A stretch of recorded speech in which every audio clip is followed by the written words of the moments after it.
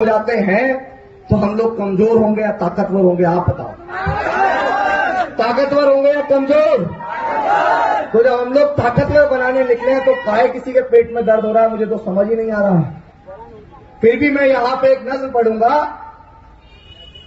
ओ हार जाऊंगा मैं सोचना छोड़ दो, हार जाऊंगा मैं सोचना छोड़ दो, ख्वाब टूटूंगा ये देखना छोड़ दो। ये बात मैं उन लोगों विदेश जाकर कहते हैं कि हम लोग तथागत बुद्ध की धरती से आए हैं, उनकी सरकारों में ही तथागत बुद्ध के धम्म को आगे बढ़ाने वाले लोगों के साथ इस तरह की हरकत हो रही है, तो हम क्या माने साहब?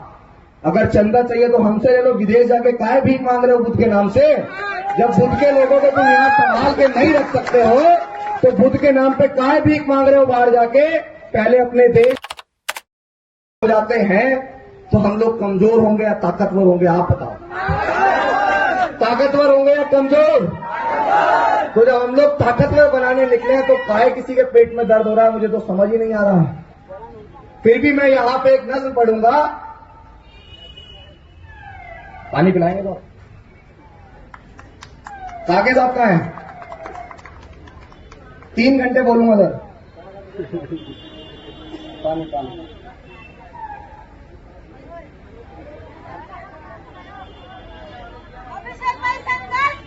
हम तुम्हारे साथ हैं, हम तुम्हारे साथ हैं, हम तुम्हारे साथ हैं। जितने लोग कह रहे हैं कि अभिषेक भाई संघर्ष करो, मेरा आपसे ये भी निवेदन है कि आज इस माहौल को छोड़ के आप लोग हमारे ऊपर जो लोग स्थापित हैं, जो लोग संविधान को खत्म कर रहे हैं, उनका झंडा मत पकड़ लेना बाहर जाके। ये भी मैं आपसे निवेदन करने आया हूं। हम लोग बहुत अच्छे से जानते हैं कि फूले, पेरियार, ललई, अंबेडकर और माननीय कांशीराम साहब की आइडियोलॉजी और उनके मिशन को कौन चला रहा है।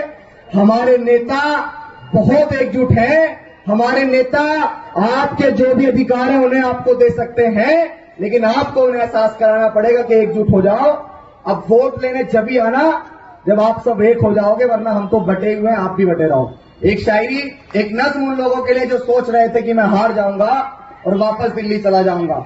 जब मैं महू पहुंचा तो कहा था कि चाहे मैं अकेला चलूं या 1000 की भीड़ के साथ चलूं, अगर मैंने संकल्प लिया है कि महू से दिल्ली जंतर मंतर, तो अभिषेक की सांस तो रुक सकती है, लेकिन दिल्ली जंतर मंतर जाके ही अभिषेक रुकेगा।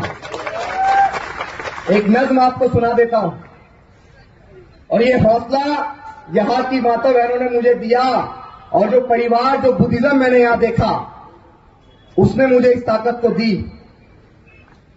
ओ हार जाऊंगा मैं सोचना छोड़ दो, हार जाऊंगा मैं सोचना छोड़ दो, ख्वाब टूटूंगा ये देखना छोड़ दो। ये बात मैं उन लोगों से कह रहा हूं कि जिन्होंने हमारी यात्रा को असफल करने के बहुत सारे प्रयास किए।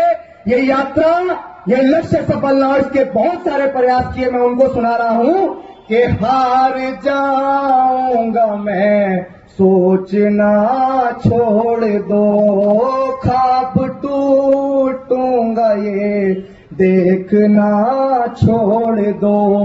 हो इस मिशन के लिए जा भी कुर्बान है, हो इस मिशन के लिए जा भी कुर्बान है, रुक मैं सकता नहीं रोकना छोड़ दो, रुक मैं सकता नहीं रोकना छोड़ दो।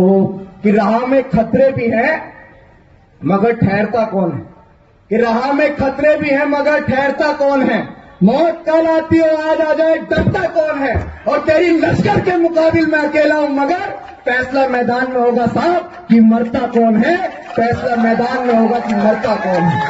अगर हम लोग बुद्ध को मानते हैं तो हम लोग उधम सिंह को भी मानते हैं, इस बात को याद रखना। अगर यहां बाबा साहेब अम्बेडकर ने संविधान दिया ना, तो हम लोग कहते हैं कि लड़ेंगे कोरे गांव की तरह और पढ़ेंगे भीमराव की तरह। इस बात को याद रखना कि चढ़े महापुरुषों की चरणों में मुझे वो फूल बनना है, कि चढ़े महापुरुषों के चरणों में मुझे वो फूल बनना है, और गड़े मनुवाद की छाती पर मुझे वो त्रिशूल बनना है, गड़े मनुवाद की छाती पर मुझे वो त्रिशूल बनना है।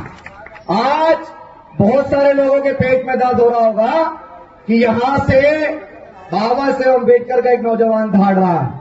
मैं आपको फिर विश्वास दिलाता हूं कि आज इस हुजूम में कुछ अपने ही लोगों की वजह से कुछ कमी रह गई, लेकिन ये संकल्प मैं यहां से लेके जाऊंगा कि पुनः इसी भोपाल की धरती के अंदर एक और कार्यक्रम होगा और हम लोग पूरे भोपाल को एहसास दिलाएंगे कि जयंती मैदान के अंदर कोई कार्यक्रम चल रहा है। साथियों, एक और गंभीर विषय कि बीती 28 तारीख को भिंड जिले के अंदर तथागत बुद्ध, जिन्होंने एकता, समानता, प्रेम, प्यार, भाईचारा, बंधुत्व स्थापित करने वाला एक धम्म दिया, जिसको आज मैंने यहां पर गली गली देखा, हमें एहसास हुआ कि वाकई अगर महिलाओं के अंदर असली बुद्धिज्म कहीं है तो वो मध्य प्रदेश के अंदर है। इस बात में कोई दो राय नहीं है। वहीं भिंड जिले के अंदर हमारे कुछ बौद्ध भिक्षुओं के ऊपर हमला हुआ, कुछ कायरों ने उनके ऊपर हमला किया।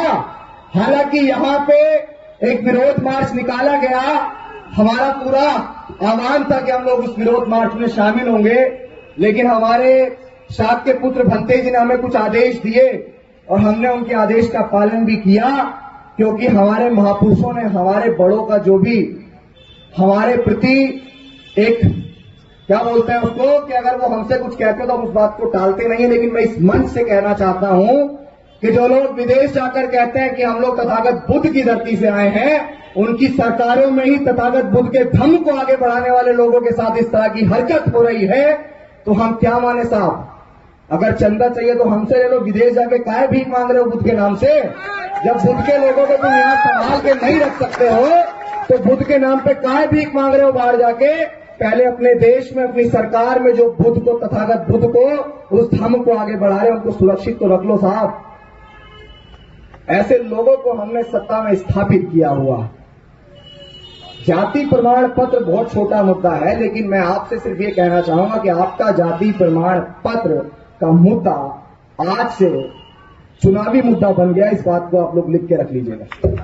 और अगर कोई भी सरकार चुनाव जीतेगी तो इसी मुद्दे के साथ जीतेगी कि आपका जाति प्रमाण पत्र सह सम्मान आपको मिलेगा। इसके लिए आपको मेहनत करनी पड़ेगी। जो नेता आपसे वोट मांगने आए, आपको उनको एहसास कराना पड़ेगा कि भैया पहले हमारा जाति प्रमाण पत्र का जो मुद्दा है, जो हमारा जाति प्रमाण पत्र है, आरक्षण इसलिए नहीं था कि हमारे लोग काबिल नहीं, आरक्षण इसलिए बिल्कुल नहीं था कि हमारे लोगों के अंदर काबिलियत नहीं है। आरक्षण तो इसलिए था कि जिन्होंने हमारे पुरखों को सम्मान से कभी घाट पर भी नहीं बैठने दिया, जो लोग स्थापित हैं, वो लोग हमें आगे क्यों बढ़ने देंगे? उनकी मजबूरी के लिए बाबा साहेब अम्बेडकर ने आरक्षण दिया था, ताकि हमारी प्रतिभा को, हमारी काबिलियत को कोई नकार न सके। और यहां पे आपका जाति प्रमाण पत्र का जो मुद्दा, इसको इसीलिए रोका गया ताकि आपकी काबिलियत को नकारा जा सके।